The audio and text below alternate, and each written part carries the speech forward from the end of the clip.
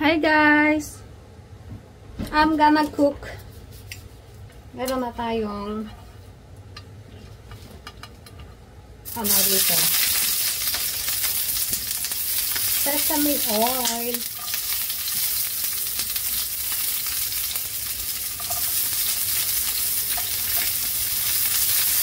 Ayan guys. I'm gonna cook puset, squid.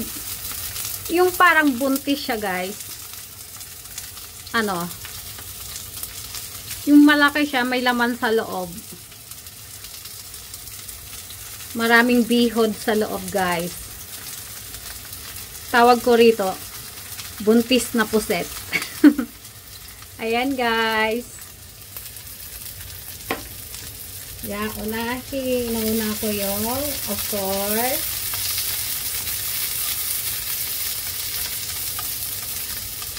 onions. Actually guys, hindi naman kasama tong,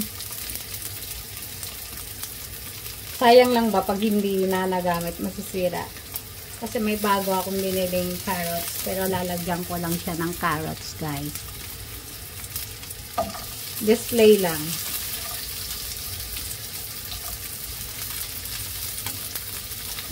Ayan. Then, sama ko na rin tong sili na atsal. Then, yung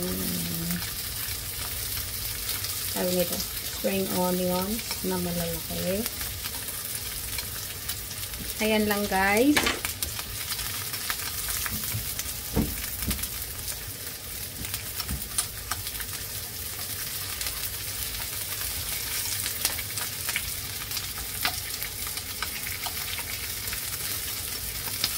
Hope you enjoy watching guys.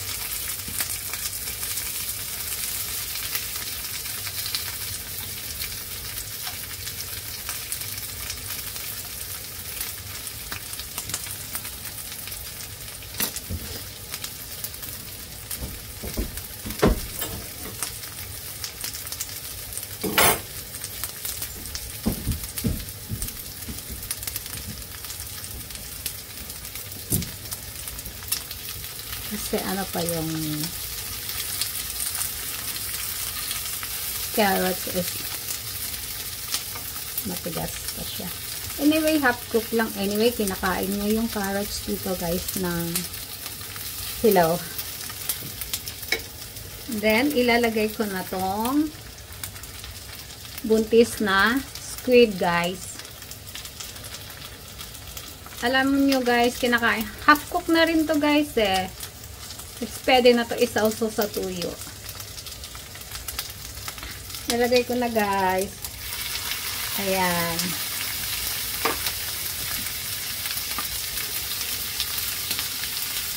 Ayan.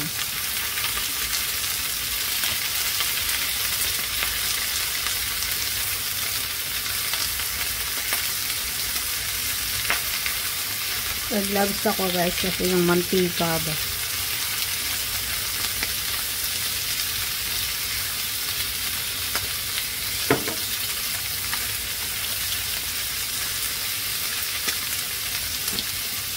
Then, I will make takip a bit kasi cook naman yan siya guys.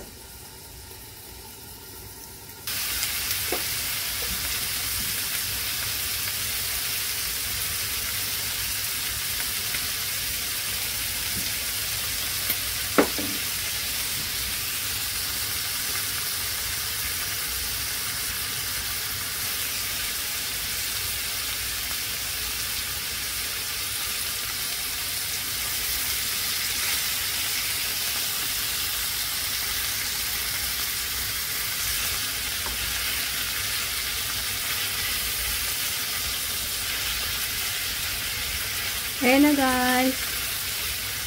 Takpan ko lang saglit guys ah. Hi guys, I'm back. Eto na guys. Nilagyan ko siya kanina ng konting powder na hindi naman siya matamis guys. Kasi gusto nila ng medyo may sugar. There is Ginomoto, guys. A bit. Then, this is naman is powder sili, guys. Para medyo maanghang-anghang. Ayan na, guys.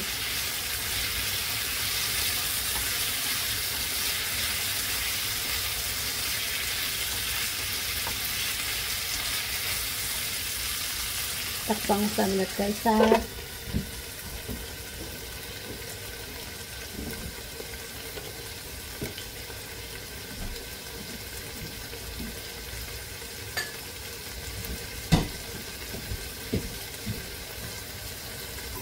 Hi guys, I'm back. Then I will put a little bit of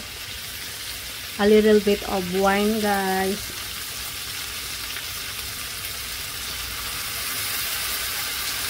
Yan. Ilagyan natin ng wine, guys. Red wine. Ay, luto na to, guys. Promise.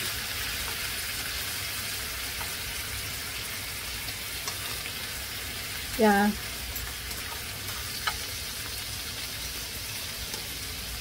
Little bit of toyo. Soy sauce. Luto na to, guys. Thanks for watching. Tignan mo, guys, bunti. Parang preggy talaga yung ano to, guys, punong-puno ng bihod sa loob. Sobrang sarap talaga niya, guys. Ayan. Malaman siya, guys. Ang daming bihod sa loob. Kaya tawag ko dito Preggy's squid. Thank you so much, guys.